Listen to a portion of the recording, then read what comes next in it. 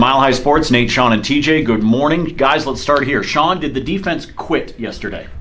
I don't know if they out and out quit, but I saw less effort than I've probably seen all season, with the exception of Von Miller and Brandon Marshall, who, when I looked at it again, really played every single snap. There looked like there was some effort lacking. I think the Broncos defense, in a sort of normal human reaction, when you realize you're getting beat up for basically no reason and there's nothing you can do, there's a natural kind of tendency to slack off a little bit. We all do it. I don't know if it was that from the defense necessarily, or the fact that maybe it's a problem that's even getting larger.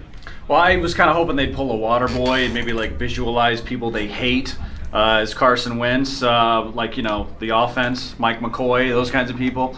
But no, like, yeah, absolutely they quit. It's relatable, it's understandable, but at the end of the day, you hope there's some pride there. The big problem here is how do you get them in a good mood? And the only way to do that is to play quarterback better, to score points, keep them competitive in games. Right now, the other two aspects of the team are terrible. Special teams has kind of been let off the hook because of how bad the offense is, but they're not helping matters either. Yeah, right now across the board, you got problems on this team, which brings us to the question that we asked the Super Bowl winning coach Brian Billick this morning on the show. You can catch that podcast at milehighsports.com, and that is, where do you go from here? You have to expect that with a limited amount of practice, that Paxton Lynch is probably not the guy this week against the Patriots, but could we see him in 2 weeks against the Bengals? We'd better.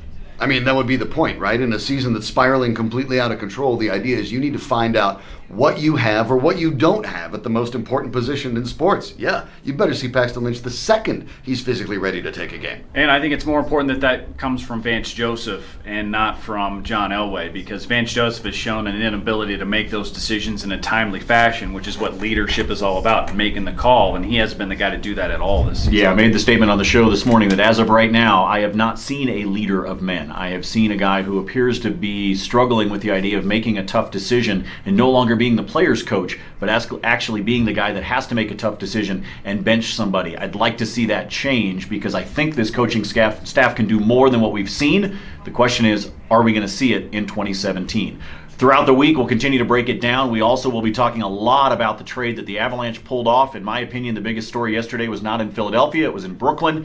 We'll get to that as we go throughout the week. Be with us 7 a.m. to 9 every weekday on Mile High Sports, AM 1340, FM 1047. Back again tomorrow with another Morning Minute. Thanks for stopping by. For TJ, for Shawn, I'm Nate. We'll see you.